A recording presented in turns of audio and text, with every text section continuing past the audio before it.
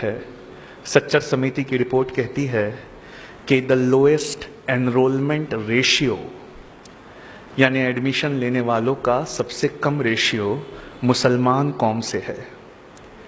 43% of the Muslim students or children, they have never seen a campus, उन्होंने कभी कोई college देखा ही नहीं है या अपनी पढ़ाई बीच में छोड़ दी।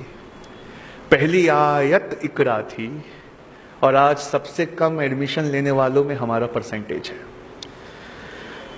अल्लाह रब्बुल इज़्ज़त ने कुरान में एक आयत फरमाई, वहां कहा कि ए महबूब फरमा दीजिए, क्या वो लोग बराबर हो सकते हैं जो जानते हैं और जो नहीं जानते? जो जानते हैं और जो नहीं जानते वो कभी बराबर नहीं हो सकते। अगर आप इसका ट्रांसलेशन इंग्लिश में करें तो कुछ ऐसे होगा कि जो नॉलेजेबल हैं और जो नॉलेजेबल नहीं हैं वो कभी बराबर नहीं हो सकते। मतलब नॉलेजेबल की फजीलत, अजमत, रिफत, प्रेस्टीज देखिए आप कि जो लोग जानते हैं जो नहीं जानते वो कभी बराबर नहीं हो सकते। सच्चर समिति की रिपोर्ट कहती है हाईएस्ट ड्रॉप आउट रेट्स यानी पढ़ाई को बीच में छोड़ देने वालों का प्रतिशत ये मुसलमान कौम से है। अल्लाह रब्बुल इज़्ज़त कुरान में कह रहा है जो जानते हैं जो नहीं जानते वो बराबर नहीं हो सकते, और हम इस रिपोर्ट के मुताबिक सबसे ज्यादा नहीं जानने वालों में शुमार किए जा रहे हैं, यानी हम अपनी पढ़ाई को बीच में छोड़ दे रहे हैं। बुखारी और मुस्लिम में इल्म की अजमत को बताते हुए एक हदीस है। अल्लाह के रसूल सल्लल्लाहु अलैहि वसल्लम ने कहा कि तुम जानते हो इल्म रखने वाले की एक आबिद पर क्या फजीलत है। इल्म रखने वाले की, जो इंसान पढ़ता है, उसकी एक इबादत गुजार पर क्या फजीलत है।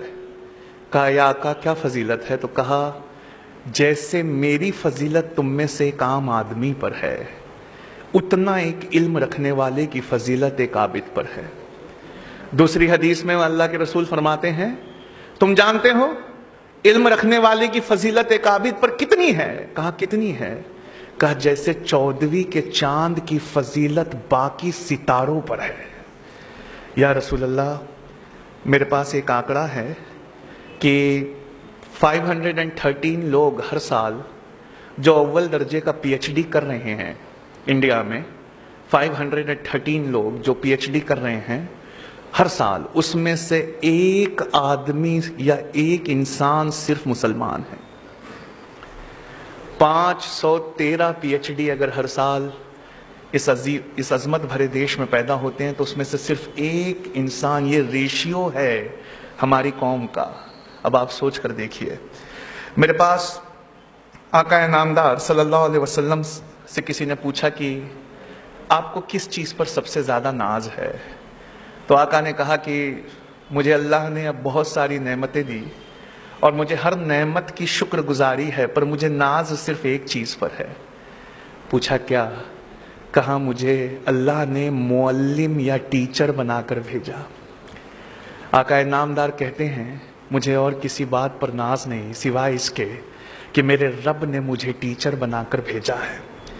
मेरे पास यूनेस्को का ह्यूमन डेवलपमेंट रिपोर्ट है 2003 का। वो कहता है कि वन मुस्लिम, हमारी पहली आयत क्या थी?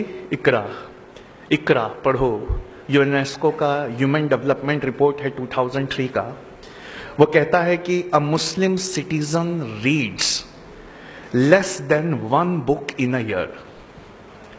वो अपने पूरे साल में एक किताब से कम पढ़ता है। Whereas a European citizen reads somewhere 35 books in a year, whereas a Israeli citizen reads somewhere 40 books a year. एक इजरायली यहूदी सिटीजन वो 40 किताबें साल में पढ़ता है, एक यूरोपियन वो 35 किताबें साल में पढ़ता है, और जिस कौम की पहली आयत इकरा थी पढ़ो, उसके बारे में दिया है कि वो सिर्फ एक किताब या उससे कम ये मुसलमानों के पढ़ने का एवरेज है। या रसूल अल्लाह सल्लल्लाहु अलैहि वसल्लम, रोज़े महशर हम अपने रब को या आपको क्या चेहरा दिखाएंगे? आका से किसी ने पूछा पढ़ने की उम्र क्या है? What is the age of education, पढ़ने की उम्र क्या है? तो नबी पाक फरमाते हैं पढ़ने की उम्र है माँ की गोद से कब्र के आगोश तक। पढ़ना शुरू करो अपनी माँ की गोद से और पढ़ते रहो कब्र के आगोश तक। मेरे पास कल्चरल डेवलपमेंट रिपोर्ट है 2011 की, अरब थॉट फाउंडेशन ने इसे पब्लिश किया है। जब ये कल्चरल डेवलपमेंट रिपोर्ट 2011 में से कल मैं फ्लाइट में नोट्स निकाल रहा था तो मैं इतना शर्मिंदा हुआ, मुझे ऐसा लगा कि या अल्लाह पाक मैं ये क्या कर रहा हूँ। अरब थॉट फाउंडेशन कहता है, पहले नबी पाक से पूछा कि पढ़ने की उम्र क्या, तो कहा माँ की गोद से कब्र के आगोश तक। अरब थॉट फाउंडेशन की कल्चरल डेवलपमेंट रिपोर्ट कहती है कि एक एवरेज यूरोपियन साल भर में 200 घंटे पढ़ता है, वहीं अरब और मुस्लिम्स साल में सिर्फ एवरेज 6 मिनट पढ़ते हैं।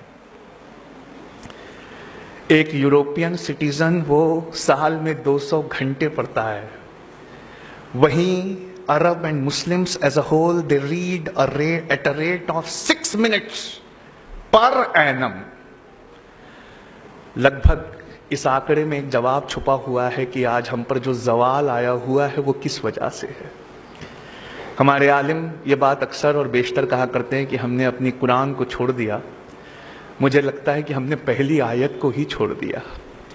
मैं आजम कैंपस की बात नहीं कर रहा, यहाँ की एनर्जी को देखकर मैं खुद बहुत ज़्यादा इम्प्रेस्ड हूँ। मैं आपकी बात नहीं कर रहा। अल्हम्दुलिल्लाह this is one of the best educational institutes. मैं उनकी बात कर रहा हूँ जो इस कैंपस से बाहर है। दे read at the rate of 6 minutes per annum. अब आप सोच कर देखिए वो क्या होगा।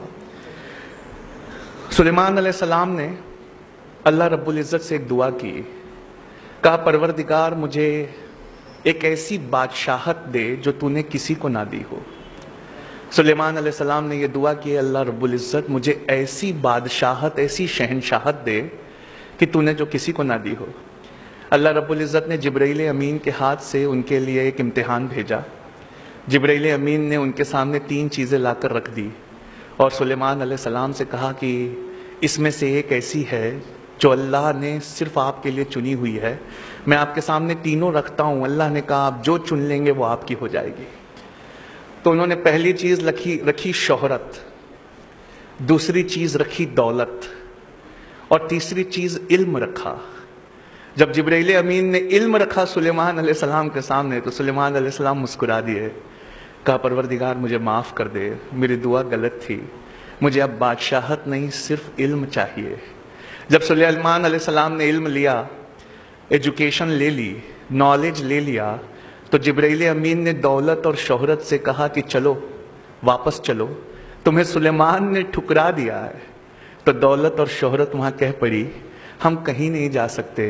हमारे रब ने जब हमें बनाया था तो ये हुक्म दिया था कि ए दौलत, ए शोहरत, जहां जहां इल्म या एजुकेशन जाए उसके पीछे पीछे चली जाना। सुलेमान ने इल्म